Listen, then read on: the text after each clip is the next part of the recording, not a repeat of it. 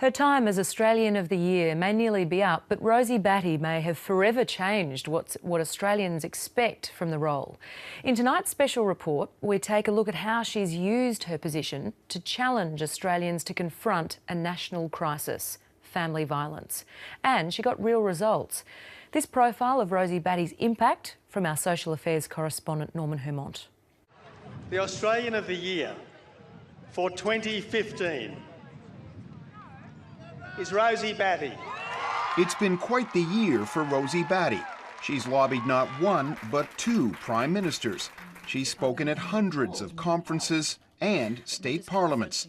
She's taken her message about the devastating impact of family violence to every corner of Australia. I wanted to take it from being a topic that was discussed behind closed doors and make it a topic that we discussed openly. So we were starting those deep conversations. Prime Minister Malcolm Turnbull says those are conversations that had been ignored for far too long.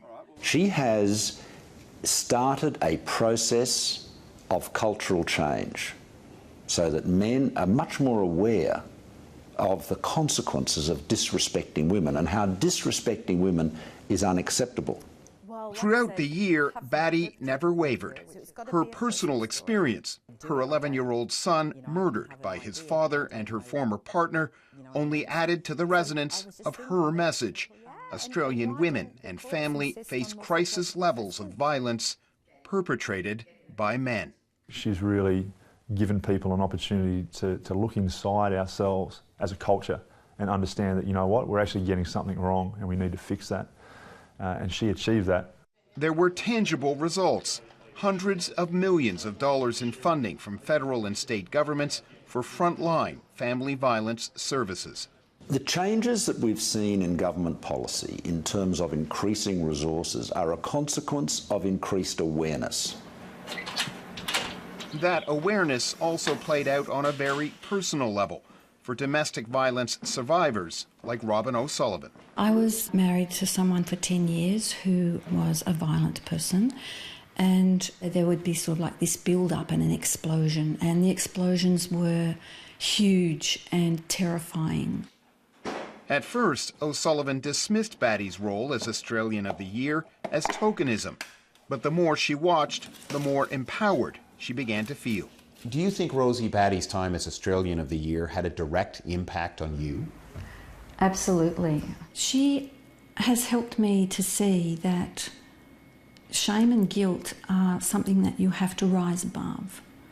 Doesn't matter how many times they keep coming back, you have to keep getting back up again and rising above it. The inspiration has been widespread. Thousands have reached out via the Twitter hashtag #ThankYouRosieBatty as her time as Australian of the Year comes to an end. The women behind it say they're overwhelmed by the response. Pure gratitude and appreciation for her role. Yeah, there's a lot of love for Rosie out there, and we're glad that we've been able to capture that and harness that so that she knows how many lives she's affected. The consensus from many is that Rosie Batty has changed what it means to be Australian of the Year. The Prime Minister believes Batty's work to shift society's approach to family violence has made her tenure a game changer. That awareness, that cultural change requires a great advocate. And Rosie has been able to do that in a way that I think nobody has done before. And she's far from finished. We know that it's going to take several decades to actually change society. It's not an overnight thing, but we've now started. I don't think we had started in earnest before. Thank you. Her time as Australian of the Year is nearly over. Her advocacy goes on. Norman Hermont, ABC News.